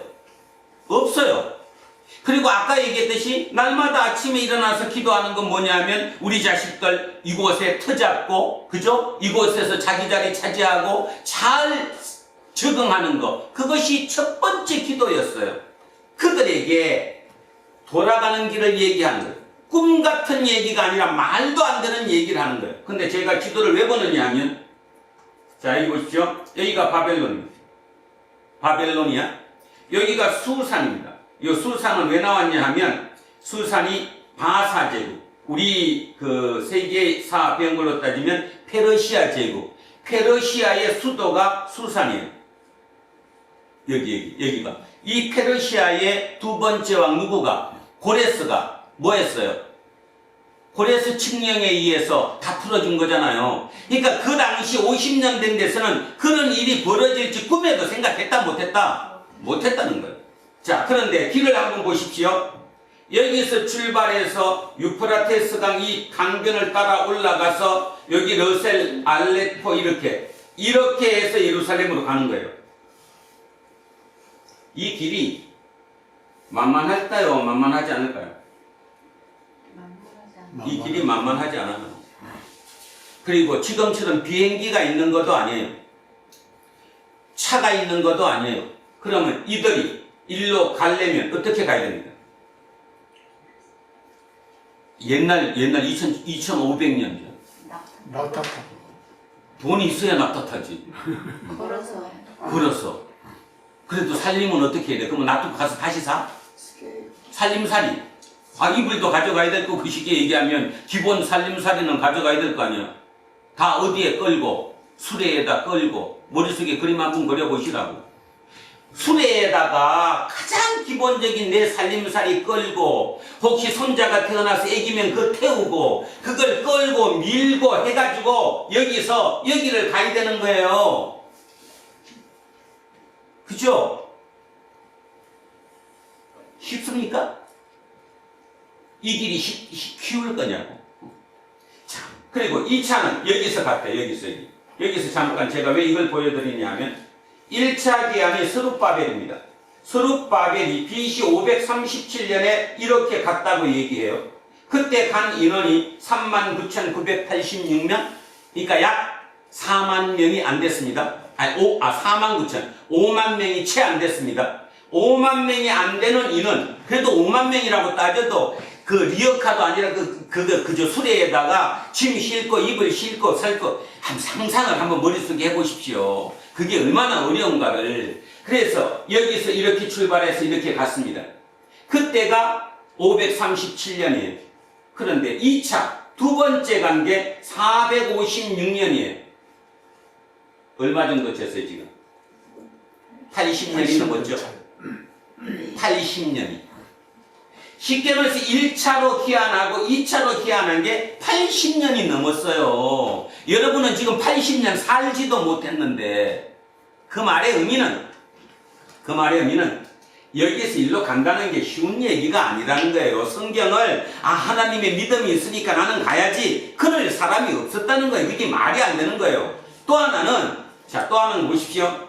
여기는 강대국이에요. 잘 살아요. 문명의 수준도 높아요. 근데 그들이 여기서 태어났어요. 나는 태어나자마자 여기만 살았지 우리 조상이 여기 사람이지 내가 여기 가본 적도 없어요. 그런데 여기서 짐 싸들고 그렇게 갈까요? 안 갑니다. 그래서 오늘 여러분에게 얘기하는 거예요. 여러분 하나님한테 가고 싶습니까? 하나님을 향하고 싶습니까? 향한다는 말은 좋은 곳에서 나쁜 곳으로 가는 것입니다. 안락한 곳, 편안한 곳에서 불편한 곳으로 가는 겁니다. 하나님께 가는 길은 불편한 곳으로 가는 겁니다. 예수는 그래서 십자가의 길이라고 불렀습니다. 자기를 부인하지 않으면 갈 수 없다고 얘기했습니다. 근데 여러분의 하나님은 누구십니까 도대체? 여러분의 하나님. 말 잘 들어주는 요술램프입니까? 자, 이렇게 오랜 시간 80년, 90년이 넘게 걸려서 귀환했습니다. 이때 간 게 49,986, 5만 명이 채 안 됐고 이때는 1,700명 조금 넘었습니다. 그 인원이 일로 갔습니다. 그런데 자 여기서 잠깐 문제가 하나 생겼습니다. 먼저 갔던 스룹바벨이 일로 갔습니다. 그들이 예루살렘에 가서 한 일이 뭘까요? 제일 먼저 한 일이? 성전. 뭔 뜻이에요? 자, 여러분, 뭔 뜻이에요? 그들이 안락한 곳에서, 편안한 곳에서, 몸이 익숙한 곳에서 불편한 곳으로 갔어요. 그리고 그들이 거기 가서 그 불편한 가운데 고통 속에 한 일이 성전을 제거하는 거예요. 쉽게 얘기하면 뭡니까? 정신이에요. 물질이 아니고. 그 말의 의미는 하나님은 정신이에요. 생각이에요. 아시겠습니까? 하나님을 의지하는 것은 정신, 영혼이에요. 내 생각이 바뀌는 거예요. 근데 여러분의 하나님의 의지는 뭡니까? 눈에 보이는 결과예요. 돈, 자식이 잘 되는 거, 뭔가가 멋있게 짜자잔 하고 내 앞에 나타나는 거, 그것을 하나님의 영광이라고 착각하는 거예요. 여기서 하나, 여담이지만 하나 추가하면 스룹바벨이 그 힘든 곳에서 약 5만 명이 채 안 되지만 그 명수를 이끌고 여기를 와서 먹을 거리도 없는 그 가운데서 그들이 했던 것은 농사를 먼저 짓는 것이 아니라 주가 뭐 하는 거였다고요? 성전 건설. 정신 다시 돌아오게 하는 거예요. 하나님께로 다시 돌아오게 하는 거. 그것이 살 길이라고 믿었던 거예요. 그랬더니 이거를 쳐내줬던 페르시아 제국의 고레스가 쇼크 받았어요. 고레스가 쇼크 받았다니까요. 고레스의 뜻은 자기가 대제국을 건설했는데 나는 바벨론처럼 억압적이지 않다. 그러니까 각 민족도 너네 문화 내가 말살하지 않겠다. 종교 말살하지 않겠다. 그러니까 가서 다시 한번 열심히 살아라. 그리고 자신이 있었어요. 왜 자신이 있어요? 이미 이들은 바벨론이라는 곳에서 최고의 문명을 경험했어요. 그죠? 몸이 경험을 했다니까 좋은 거를. 그런데 택도 없는 저길 가가지고 그거를 건설하는 게 아니었어요. 다시 얘기하면 미국에 유학을 갔습니다. 미국에 가서 배웠어요. 그리고 한국에 들어와서 그들이 대부분 하는 게 뭡니까? 미국의 그 사고를 한국에 주입하는 거잖아요. 아니에요? 지금 대한민국이 그렇잖아요. 대한민국 대학 교수의 대부분이 미국 박사들 아니에요. 그들이 한국 가서 가르친 거는 미국의 사고를 가르치는 거잖아요. 미국은 그걸 노리는 거고. 그래서 미국은 망하지 않을 거라고 얘기하잖아요. 아직도. 그런데 스룹바벨은 전혀 엉뚱했어요. 그 사고를 가르치지 않는 거예요. 다시 하나님을 가르치는 거예요. 성전을 짓는 거예요. 그런데 아이러니하게 성경에는 스룹바벨의 마지막이 기록되어 있지 않습니다. 성경 어디 읽어도 스룹바벨이 마지막이 어떻게 됐다라고 얘기가 안 나와요. 추측하기는, 학자들 중에 추측하기는 페르시아가 스룹바벨을 데리고 가서 죽였다라고 봅니다. 왜 스룹바벨을 죽였을까요? 자기의 뜻과 지금 잘못 가고 있으니까. 다른 쪽으로 가고 있으니까. 가장 두려워하는 것은 정신이니까. 영혼이니까. 이 영적인 거니까. 아시겠어요? 하나님이 지금 오늘 우리에게 그 얘기하는 거예요. 너가 지금 나한테 원하는 거, 뭐 잘되고, 뭐 이게, 그거 원하지? 근데 있잖아, 진짜 너 눈을 한번 떠봐. 너에게 가장 중요한 게 뭐냐 하면, 네 영혼이 사는 거야. 네 영혼이 살아야 돼. 나머지는 다 풀이야. 그 영화로웠던 꽃도 지고 마라. 근데 하나님은 영원해. 근데 너가 영혼을 붙잡을래? 유한한 거, 한시적인 걸 붙잡을래? 이 얘기하는 거예요. 그런데 제가 지금 이 얘기를 전달을 해도 여러분 속에 와닿질 않아요. 왜냐하면 깊이 있는 묵상과 기도가 없기 때문에. 하나님을 체험하지 못해요. 하나님의 체험을 어떤 물질적인 결과로만 체험해요. 나와 함께 하시며 내 마음을 이끌어 주신다는 생각을 못해요. 내가 이렇게 마음이 불편하니까, 두려우니까, 불안하니까 저 사람도 그럴 거라고 생각해요. 아니요. 다 안 그렇습니다. 하나님을 체험하는 사람은 불안하지 않습니다. 두려워하지 않습니다. 여유롭습니다. 그런데 상대는 그 상대를 처음에 이해를 못합니다. 언제쯤 알까요? 오랜 시간이 흐른 후에 아, 그가 진짜였구나. 그가 진짜였구나. 이렇게 아는 거겠죠. 자, 그래서 요 길 얘기했습니다. 이게 만만한 길이 아니라는 얘기를 했고요. 자, 이 길로 가려면 이 길을 다시 만들어야 돼요. 리어카가 또는 구루마가, 그죠? 이게 달릴 수 있는 길을 확장시켜야 된다 그 말이죠. 자, 다시 본문으로 들어갑니다. 그러면 자, 요거 다시 읽습니다.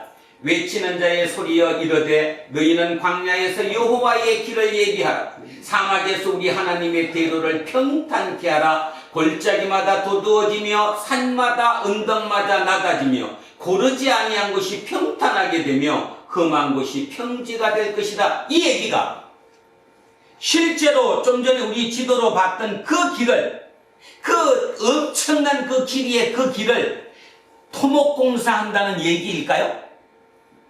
이게 뭔 얘기일까요? 그러면 돌아가기 위해서 야, 집집마다 한 명씩 나와 우리 길 닦자, 그 얘기일까요? 이 얘기가? 뭔 얘기입니까 이게? 내 마음이 사막이에요. 내 마음이 광야예요. 이미 내 마음속에 하나님은 없어요. 내 마음속에 하나님이 사라졌어요. 그러니까 뭐라고 얘기하는 거예요? 네 마음을 곧게 하라는 거예요. 네 마음에 다시 하나님이 들어올 수 있게 만들어라는 거예요. 오늘 우리에게 하나님이 이 얘기하는 거예요. 대리인전 첫째 주일 오늘 하나님은 우리에게 이 말씀하시는 거예요. 너 마음들 닦아봐. 네 마음속에 얼마나 뭐가 많아? 산이 많아. 언덕이 많아. 그 다음에 고르지 못한 게 많아. 그거 닦어. 하나님이 들어올 수 있게 네 마음을 닦어. 이 얘기하는 거예요.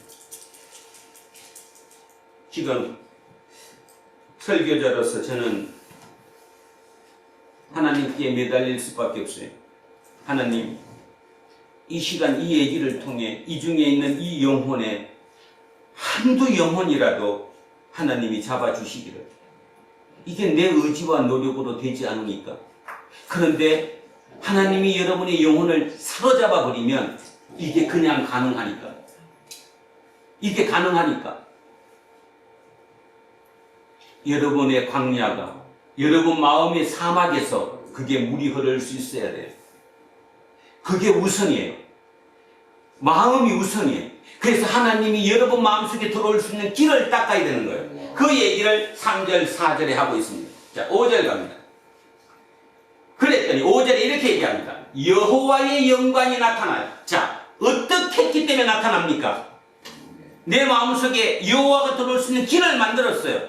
내 사막을, 내 마음속에 광야를 닦았어요. 편편하게 대로를 만들었어요. 하나님이 내 속에 들어왔어요. 들어오고 나니까 새롭게 보이는 거예요. 아, 예전에 우리 선조 히스기야 왕 때 아시리아를 물리쳐준 그 하나님이, 그런 기적이 지금 우리에게도 일어나지 않겠어? 실제로 20년 안 되어서 이 일이 일어났어요. 그 강대국 바벨론이 누구한테 망했어요? 페르시아한테 망했어요. 그리고 페르시아를 잡은 고레스 왕이라는 그 위대한 왕이 각자 자기 고국으로 돌아가게 평화 정책을 썼어요. 일이 일어났다니까요. 여호와의 영광이 나타났어요.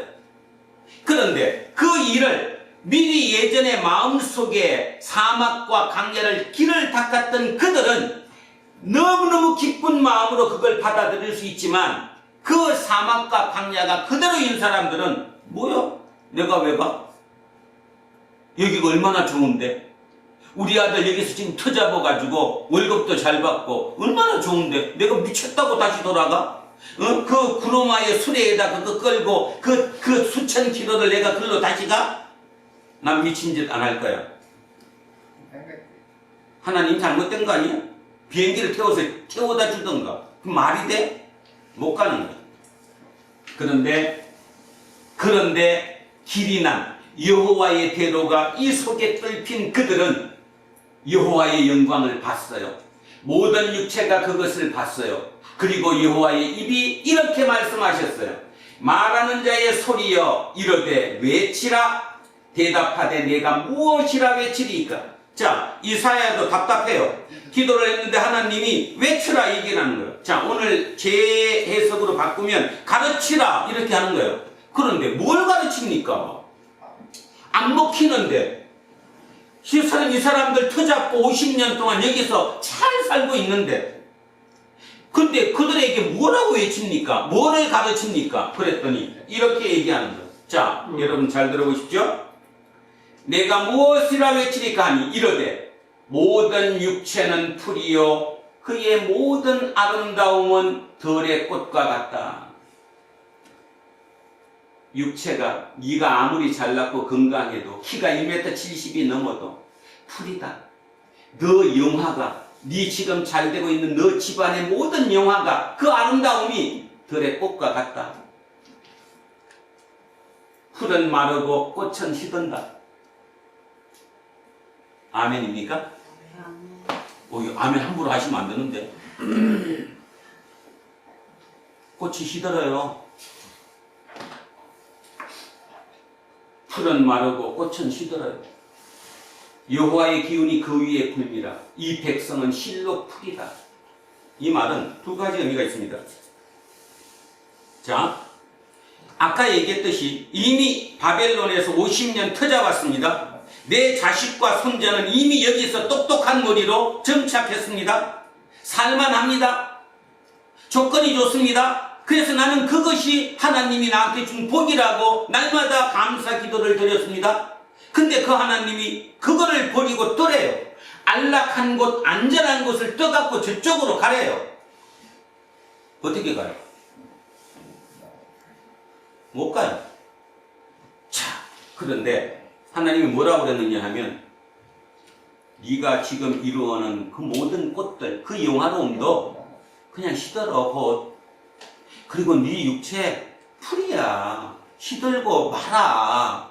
이 말의 의미는 내가 잡아야 할 것은 유한한 거다, 무한한 거다.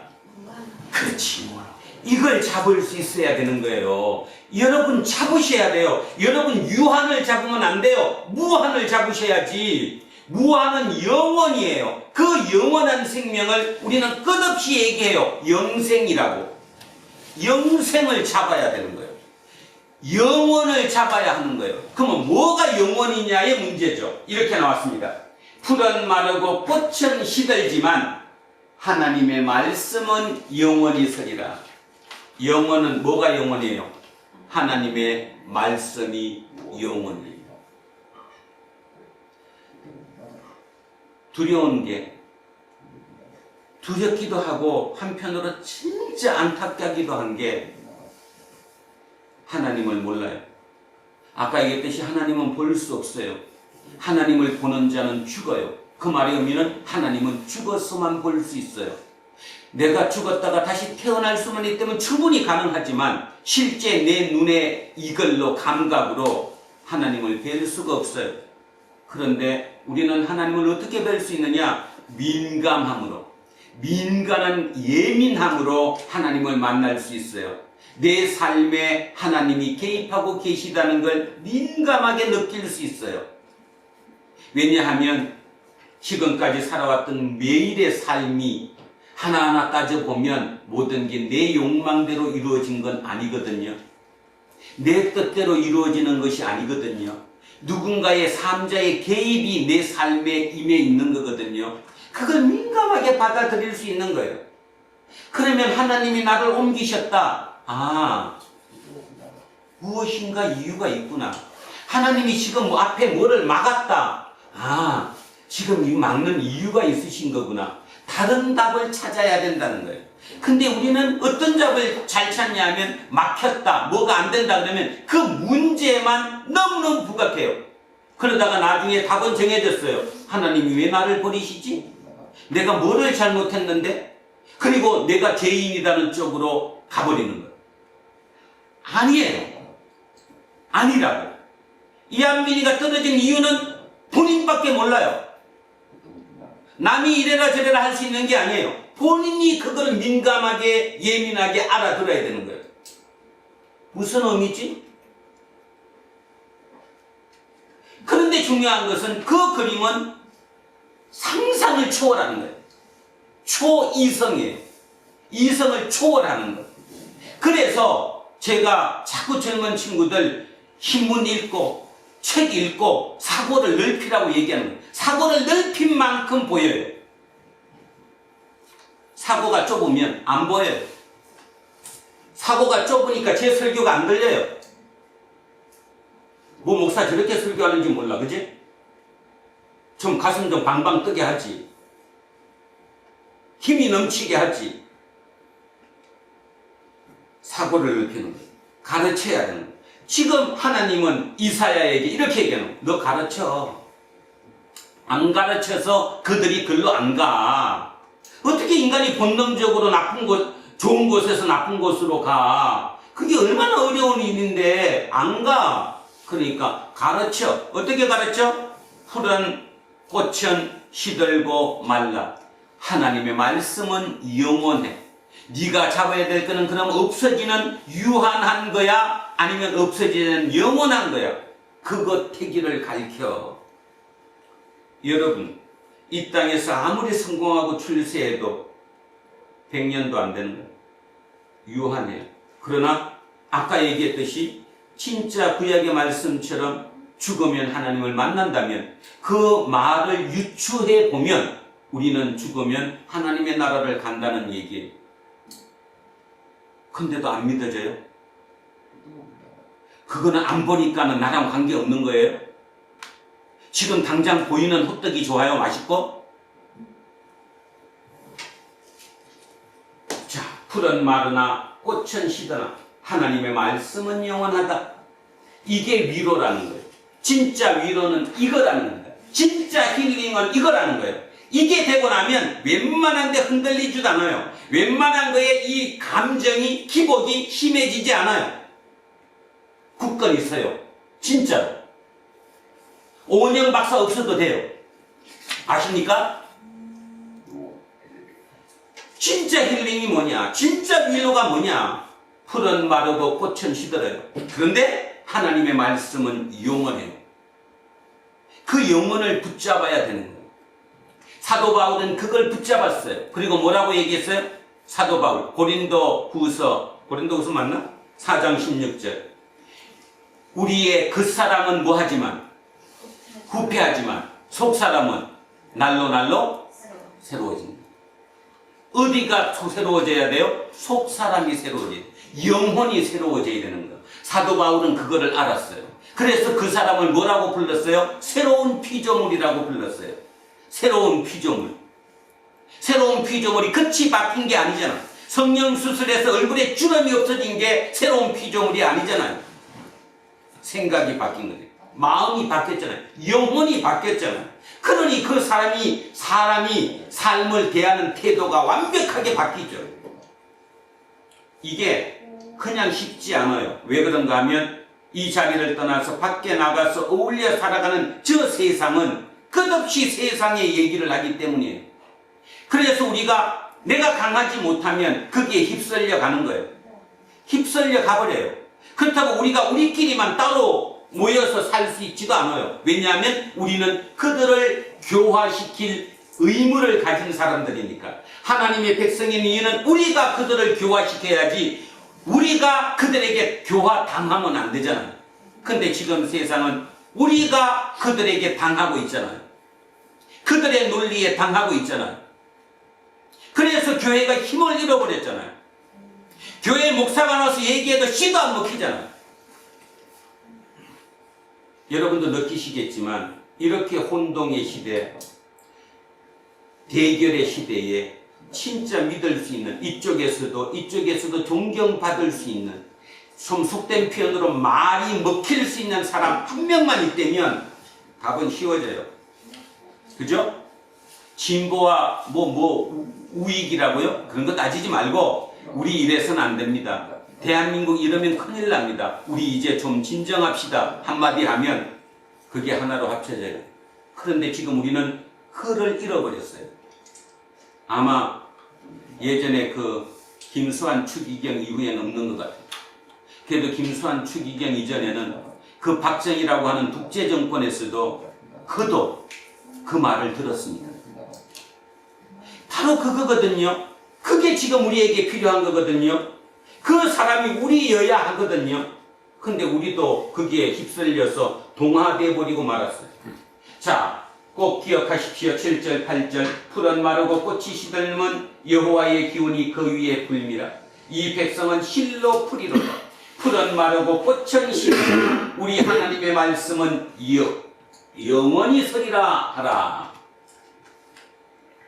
아름다운 소식을 시온에 전하는 자여 너는 높은 산에 오르라. 아름다운 소식을 예루살렘에 전하는 자여 너는 힘써 소리를 높이라. 두려워하지 말고 소리를 높여 유다의 성읍들에게 이르기를 너희 하나님을 보라 하라.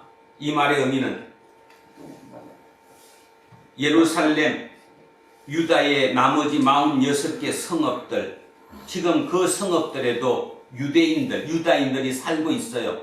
포로로 잡혀가지 않았던 그 사람들. 근데 그들마저도 누구를 잃어버렸어요. 지금 하나님을 잃어버렸어요. 그러면 거기에 통치를 누가 하니까? 바벨론의 사람들이 와서 거기를 통치하니까 거기에 동화돼 가고 있는 거예요. 그러니까 하나님이 답답한 거예요. 소리쳐라. 이제 그들이 하나님을 보게 만들어라. 오늘 대한민국에도 끊임없이 얘기하는 거예요. 모든 교회에서 하나님을 보라라고 진짜 안 되면 대한민국 바뀔 수 있습니다. 충분히 바뀔 수 있습니다. 그런데 우리 교회처럼 이 작은 인원에 전부 다 순둥이처럼 착해 빠진 우리가 아무리 소리쳐도 기도 안 먹혀요. 그죠? 누가 쳐다봐? 웃기는 소리 한다고 그러지. 내 속에 하나님이 강하게 역사하시면 하나님이 내 속에서 진짜 내 영혼을 장악하고 계시면 우리는 그 힘을 얻을 수 있다는 것. 자, 그래서 얘기합니다. 아름다운 소식을 시온에 전하는 자여 너는 높은 산에 오르라. 아름다운 소식을 예루살렘에 전하는 자여 힘써 소리를 높이라. 두려워하지 말고 소리를 높여 유다의 성읍들에게 이르기를 너희의 하나님을 보라 하라. 보라, 주 여호와께서 장차 강한 자로 임하실 것이요.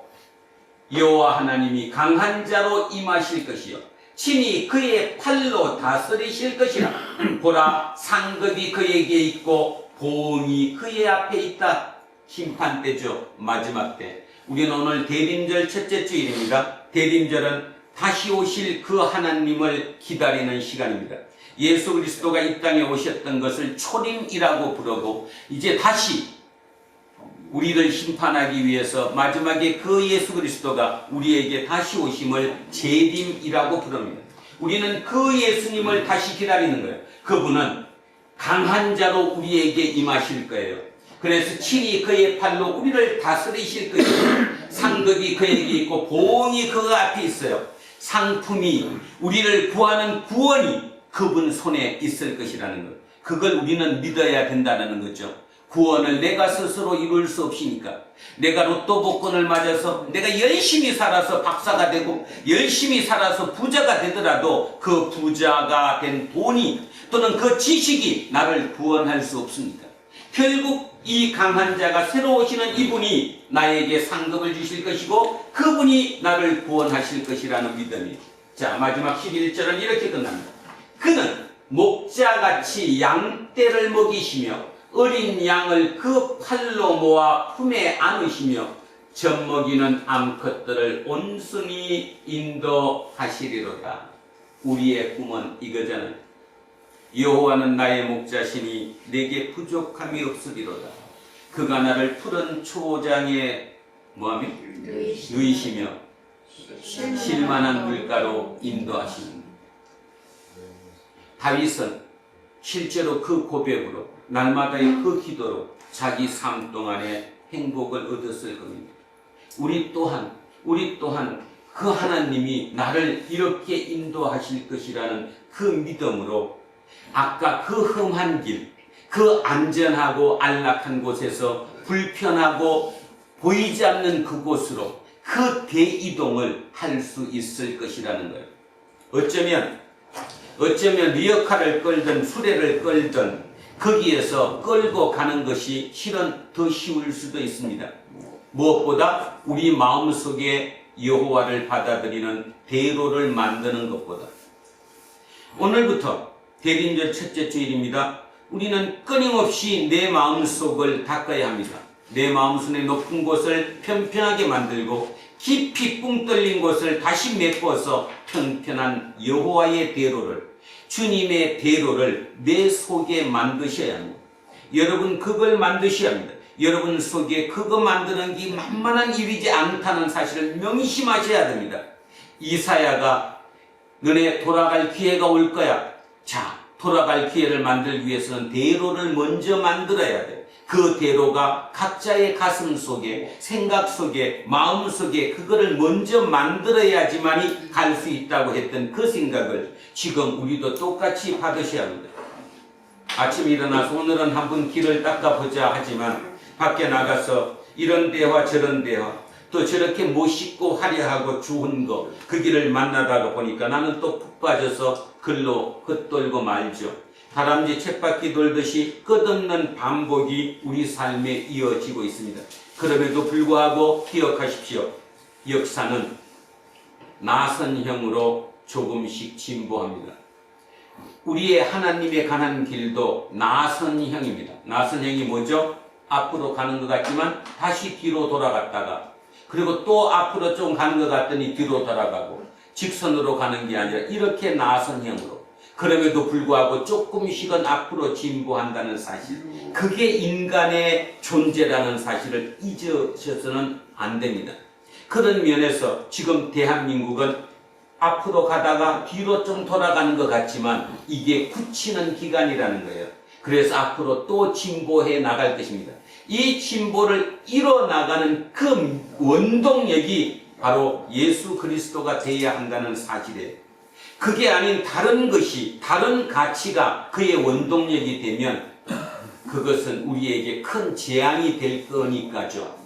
우리 예수쟁이가 해야 될 일이 그것입니다. 조금씩 진보해 나가는, 나선형으로 나가는 그 조금 된 진보에 우리의 예수 그리스도의 가치, 우리의 가치를 심으셔야 합니다.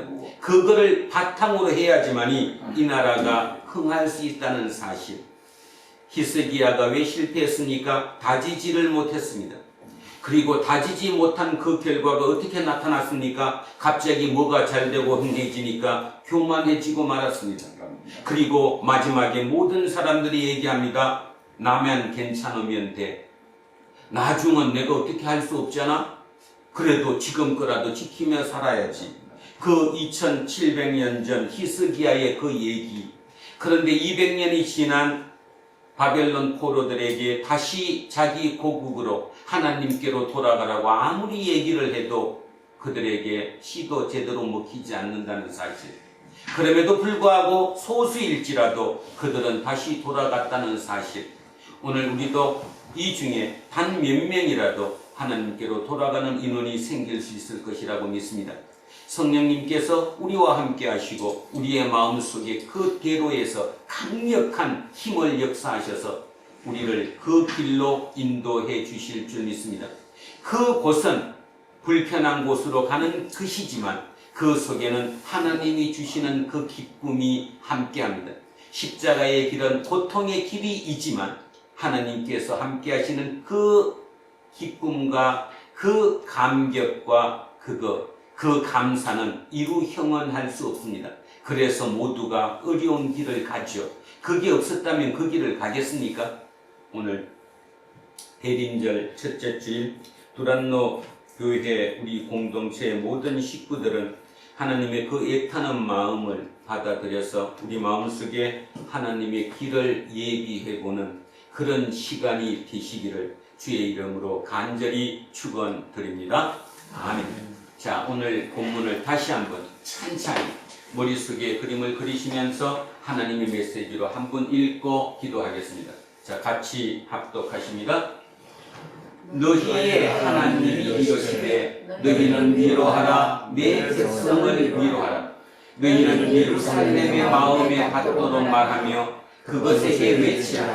그 노역의 때가 끝났고 그 죄악이 사함을 받았느니라.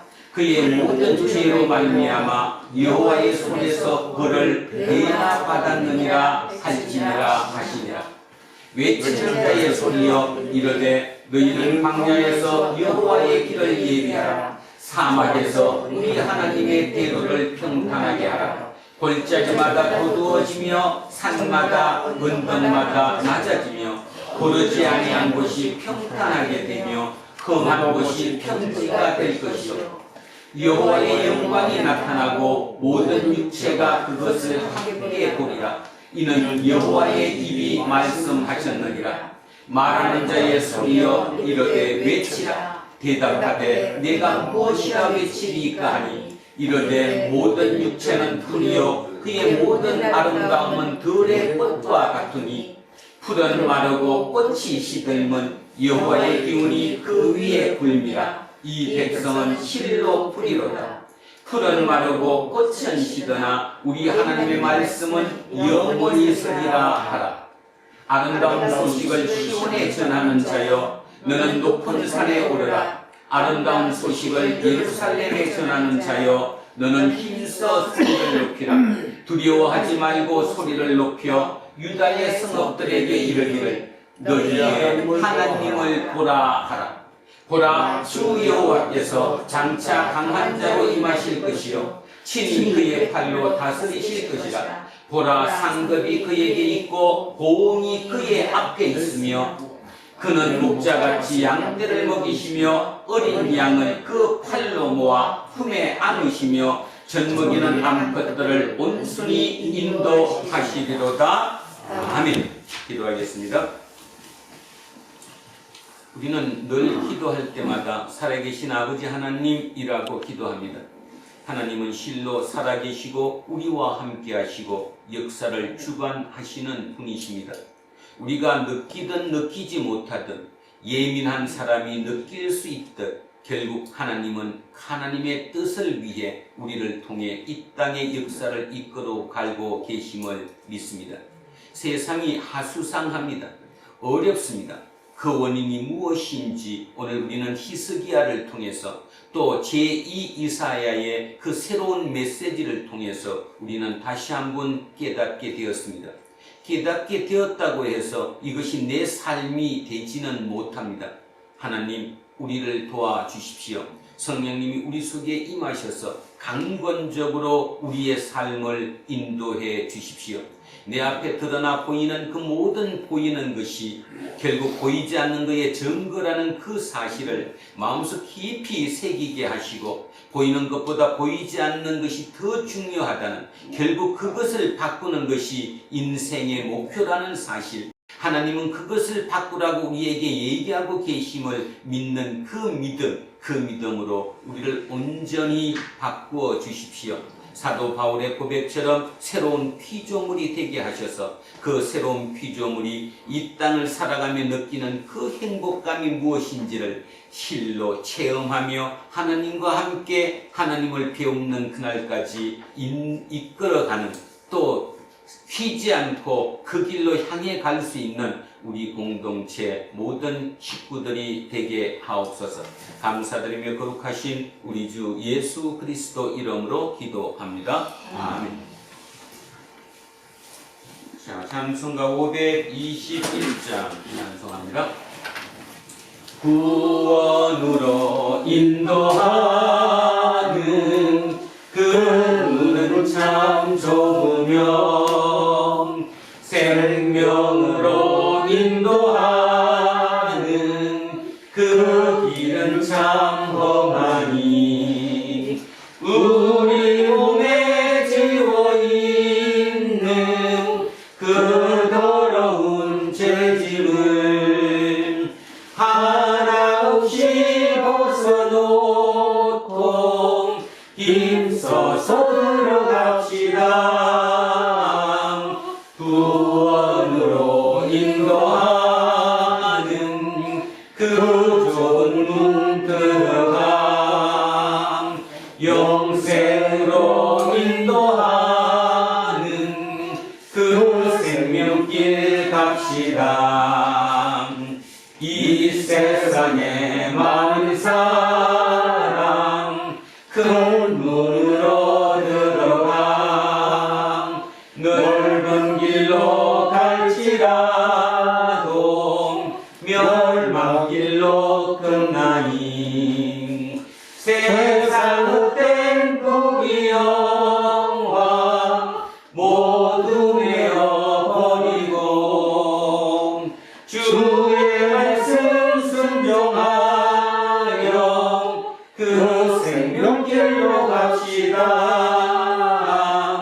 구원으로 인도하는 그 좋은 문 들어가 영생으로 인도하는 그 생명길 갑시다.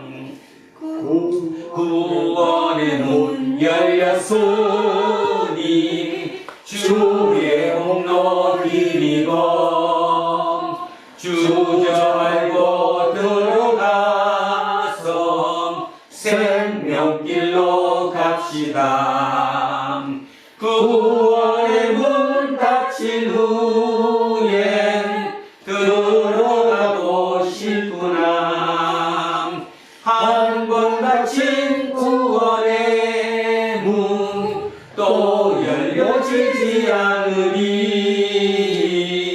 구원으로 인도하는 그 좋은 문 들어가 영생으로 인도하는 그 생명길 갑시다.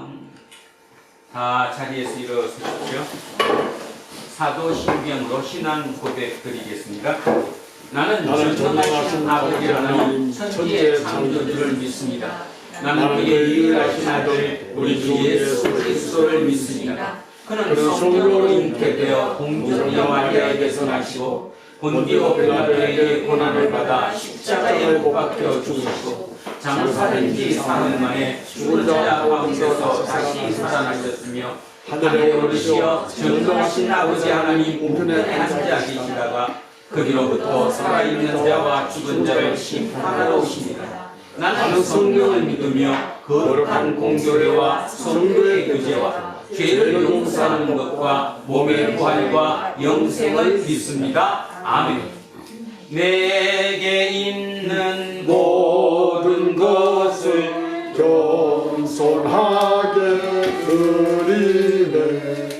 세상 욕심 멀리하니 나를 받아주소서. 주께 드리네, 주께 드리네, 사랑하는 구주에게 모두 드리네. 사랑하는 주님께 모두 드립니다. 오늘도 이 예물에 우리의 온 마음을 담습니다. 우리의 오늘 드리는 그 마음은 오직 주님께서 간절한 그 가르침, 세상을 향해 우리가 가르치라고 얘기했던 것, 풀은 마르고 잎은 꽃은 지지만 하나님의 말씀이 영원하다는 그 말씀을 새기고 그 말씀으로 이 땅을 살아가며 그 사는 모습으로 또는 그 메시지로 세상에 전하는 우리가 되겠습니다. 하나님 그 마음까지 그 다짐까지 함께 올려드리오니 이후의 모든 시간마다 우리와 함께 하시고 우리를 통해 당신의 뜻 이 땅에 이루어 가시옵소서. 감사드리며 거룩하신 예수 그리스도 이름으로 기도합니다. 아멘. 우리는 세상이 읽고 있는 성경이다. 우리는 세상이 원하는 신앙 고백이다. 우리는 세상이 관심 갖는 서유다. 하늘에 계신 제 아버지, 아버지의 이름을 거룩하게 하시며 아버지의 나라가 오게 하시며 아버지의 뜻이 하늘에서와 같이 땅에서도 이루어지게 하소서. 오늘 우리에게 일용할 양식을 주시고 우리가 우리에게 잘못한 사람을 용서하여 준 것 같이 우리 죄를 용서하여 주시고 우리를 시험에 빠지지 않게 하시고 악에서 구하소서.